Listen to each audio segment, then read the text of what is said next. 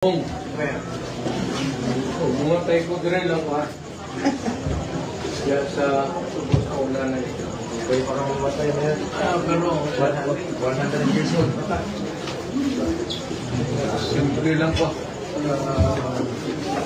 Sunugin mo. Ilibing mo ako. Para sa nanay ko. Kremito. Alam mo, kung ano ninyo, mayroon ang tao karon. Nakamakbon mo, mayroon ang tao.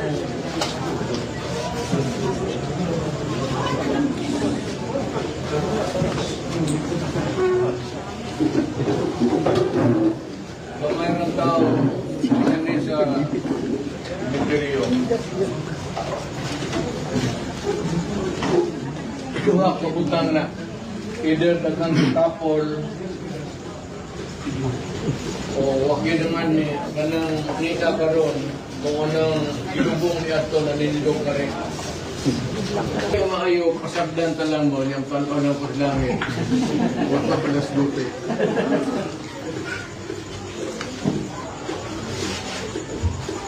Sige, ang sipakutan na para makulit na mo.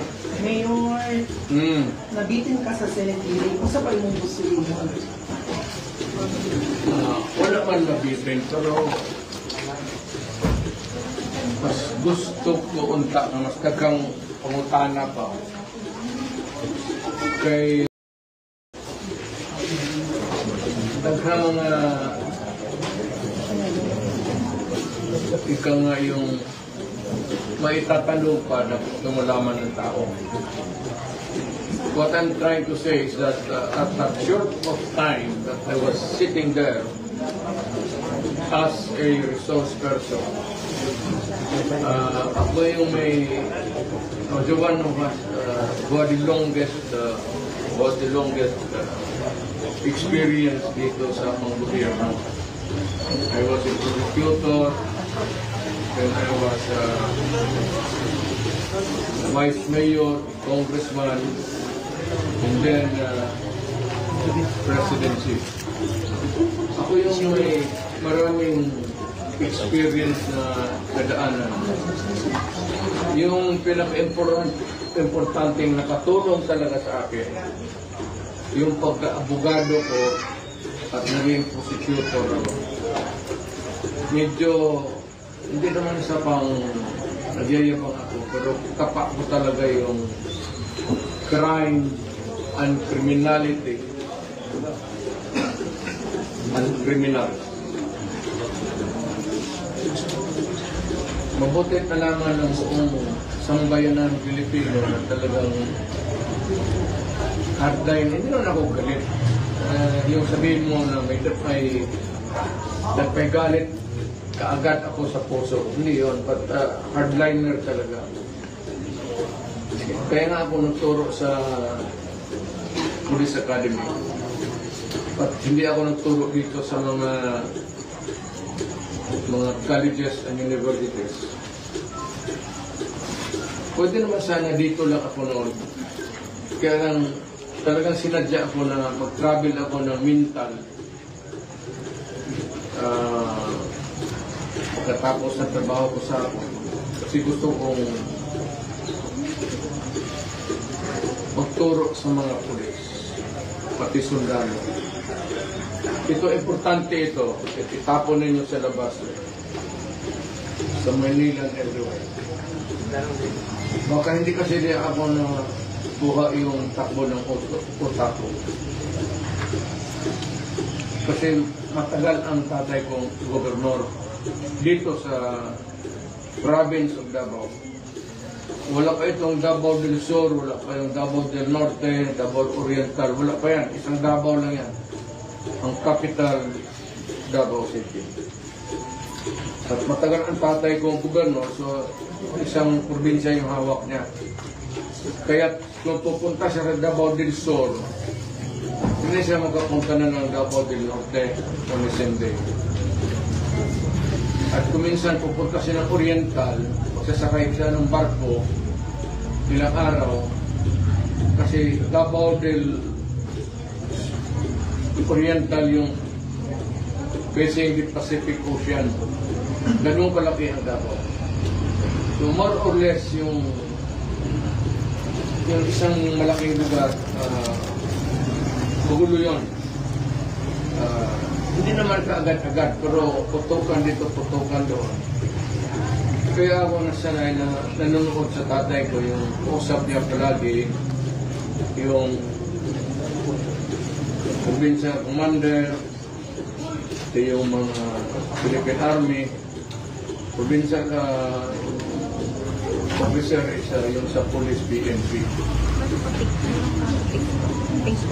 Kaya marami akong input sa buhay ko. So galit talaga ako sa... Hindi ako galit sa isang tao na. Galit ako sa lahat. Pati yung mga polis alam nila. Mali is mali. Droga is droga. Hold up is hold up. Kidnapping is kidnapping. Kaya sabi ko, pag nagsalubong tayo sa isang kanto, nagulo talaga. So, ano?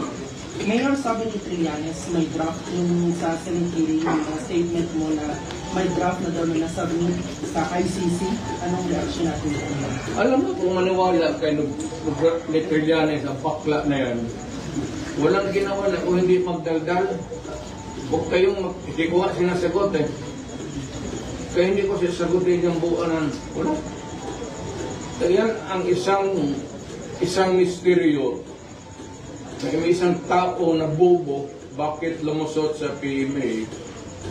Hindi naman nakipaglaban sa Mindanao, walang ginawa ang kulor, kung hindi magkudita, gumawa ng kaguluhan sa bayan natin. Tapos ngayon, siya pa yung hero. Siya pa yung kala mo, ano, the idiot, itong si Trillanes.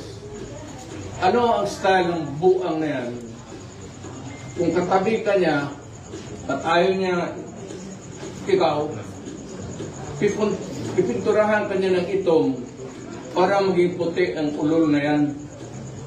Wala namang medal of valor, wala namang medal of merit, tapos nagwala dyan sa...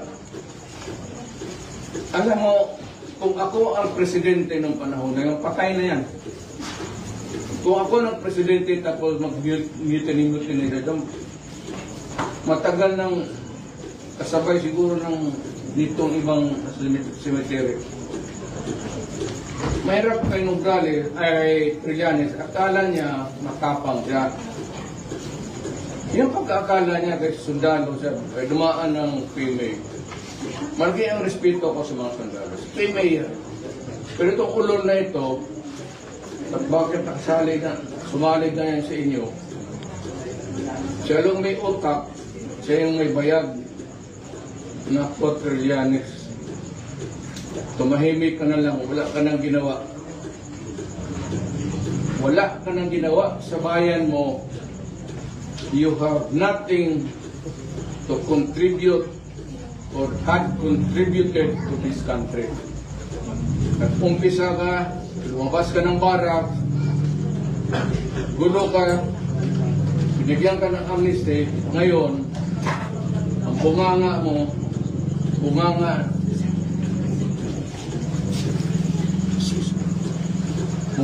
keke. Ikala mo na sundalo, tangin.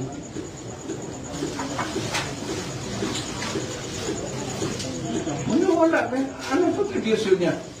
Anong nagawa niya sa Pilipinas para kung magsalita ka lang mo hero? What have you contributed to this country? May nahatid ka ba ng kapwa mo Pilipino na pobre na ihatid mo sa ospital? Nalagaan mo? Nagpakain ka ba dyan sa mahirap ng tao sa Maynila? Hindi ka nga kilala sa Caloocan tapos gusto kang... Alam mo, Tumakbo ka Trillanes sa Caloocan, doon ako magkampanya. Utang ina mo, doon ba ako makita? Doon kita babuyin. Talagang babuyin, talagang babuyin. At kunin ko yung mga istorya ng mga classmates mo sa PMA, pati yung sundalo. Doon ko sabihin sila, ito yung sinabi ng mga sundalo sa ulol na ito.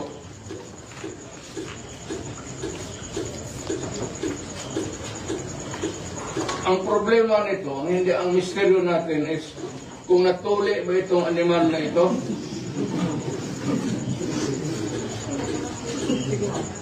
Buang-buang bago ka sila. Mayor, ngayong All-Souls Day, bali, ano po ba ang mensahe niyo sa inyong parents considering ang mga nangyayari ngayon sa inyo? Apo. Well, maybe sa langit, no? I'd like to assume or presume na sa langit ng tatay pa rin nanay. Kita naman nila ang at malapit na rin ako. Tanda na ako. Kunting panahon ako. Kung makita yung katawan ko, dito na rin ako. Sabi ko dyan lang, sa isang kanto, tinuro ko nga bibongas dyan para hindi masyado. Yung mga ganon, because of my Chinese ancestry. Diba alam ng tao siguro na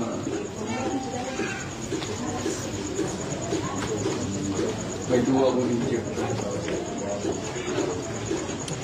Mayor, what can you say about dun sa mga nagsasabi na dapat din daw lalahanin yung mga naging biktima daw ng EJK? Bakit? Siguro sa 100 may palpak siguro na isa.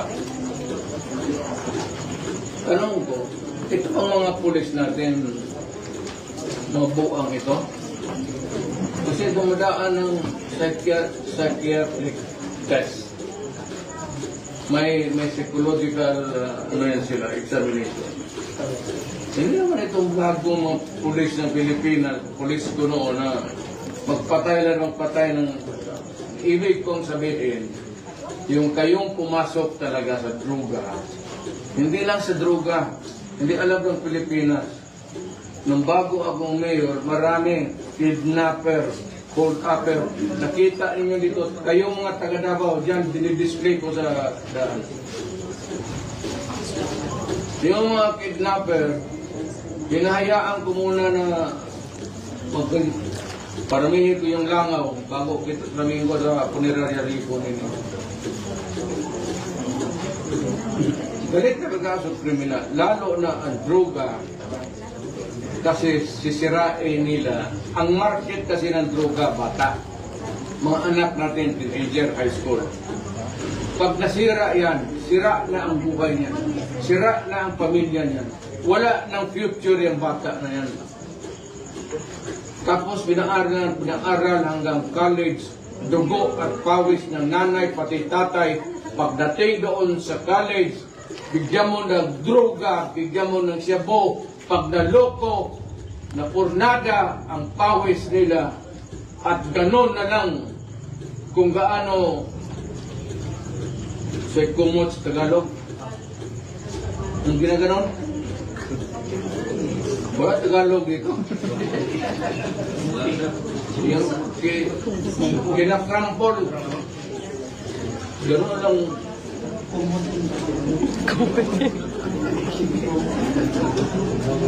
Wala akong patawad. Basta yung droga, kidnapping, or kriminal. Huwag natin pag-usapan, alam na dito sa daki. Kayo nandito ngayon, nakikinig kayo, pati sa likod ko, nakikinig ngayon dyan. Kung ikaw ay hold upper, kidnapper, umalis ka na kasi pag naabutan kita, utang ilibing ko talaga dyan sa pakanting mo. Mayor, bumisita po si PBBM doon sa ininan ng kanyang papa o kanyang ama. Sabi po nung mga nakararami na wala po din silang utang na loob sa iyo. Ano po yung, ano po Wala yung... silang utang na loob sa akin. Yes po, kasi kayo po yung dahilan kung bakit na-invento yung kanyang papa doon sa hilingan ng mga kailangan. Wala akong utang na loob sa kanila. Wala silang utang na loob sa akin. Hindi utangan ng loob ito. Hindi kami magkilala, hindi kami magpinsan. Hindi ako naniningin. Trabaho lang ako.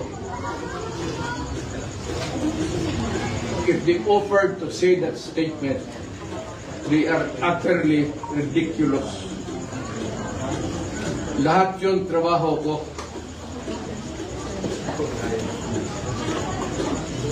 Mayor, aside dun sa mga biktima ng JK, nananawagan din ng hustisya ang pamilya ng mga pulis na nag-ano ng war on drugs. Yan na nga. Ang mahirap nito, mga ganitong human rights. Tinitignan nila yung patay na tao dyan, sabihin mong biktima ng ano. Paano yung mga pulis ko, mga sundalo ko? O yan, nakalibir din dito banda. Paano yan? Paano yung mga sibilyan? At paano yung mga pamilya dito sa Pilipinas na nasira ang buhay nila dahil sa droga? Kayo mga drugista, talagang papatayin ko kayo. At kayong taga Davao, alam ninyo,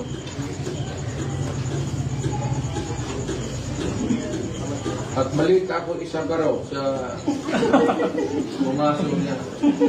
Maaga ka dito. Mayor, ano po ang reaction natin dito tungkol sa statement ni Senador Ejercito na dapat ilinto na yung investigation ng war on drugs?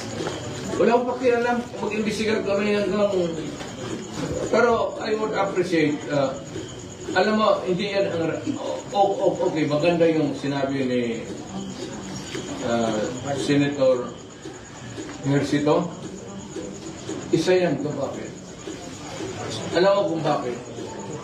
Ito, nagawa ito ng Masilyo kasi may negosyo pa ang tatay pati nanay ko. Yung buhay sila. Pero hindi yung milyon-milyon. Yung hanap buhay lang. Kung namatay itong tatay ko, dahan-dahan lang pinagawa ng nanay ko. Kasi love niya eh. Pero kami, kayo, alam mo ninyo, kayo mga taga-Davao, wala akong... Kaya kung patawag sa Manila, padala nila ako ng ticket. May pera ako, may retirement ako. Malaki. Ang problema, hanggang kailan ako mabuhay sa mundong ito? Retirement pay ko na lang ang doon ko pa kunin yung pamasahe ko. Meron kung sa meron. Pero hindi ito tatagal ng 7 to 10 years. Buti sana kung may mag-disponer sila na isipin nila. Hindi lahat ng tao na opisyal, presidente nagyaman sa nakaw. Alam nito yan. Mayor, nabanggit niyo po na hindi enough yung time doon sa Senate hearing. Bali, ano pa po ba yung mga bagay na gusto niyo pang ma-open or ma-discuss doon? Basta gawin ng gobyerno, hintuin na, nasa gobyerno yan, hintuin niyo yan droga. Kasi yan talaga ang puno. Masisira ang bayan natin yan. Kawawa ang next generation. Yung nag-high school, pati mag-college. Huwag na masyadong nasa media kasi alam ko, turugis pa kayo lahat.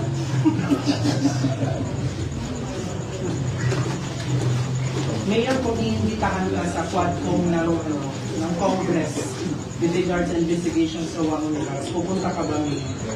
Alam mo mga ganito yan. Hindi naman ako napapasuplado. Pero yung testimony ko sa Senate, natanong naman na lahat.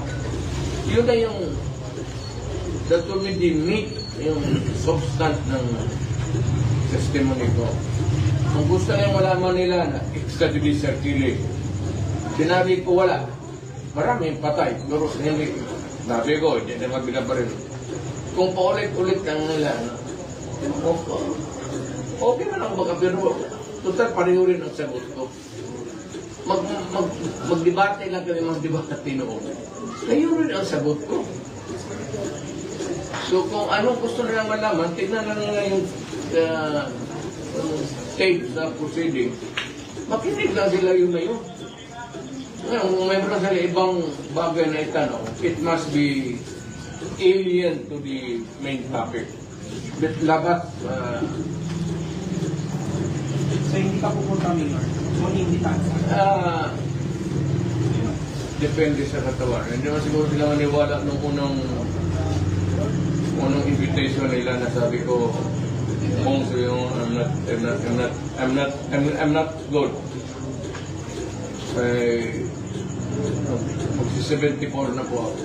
At mahina na yung katawan ko.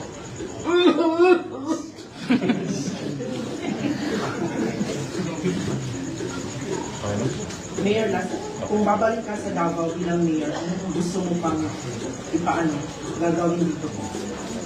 Alam ko, behave lang tayong lahat. Kung ako maging mayor ulit, pakiusap lang. O talagang galing sa loob. Lumayo na lang kayo.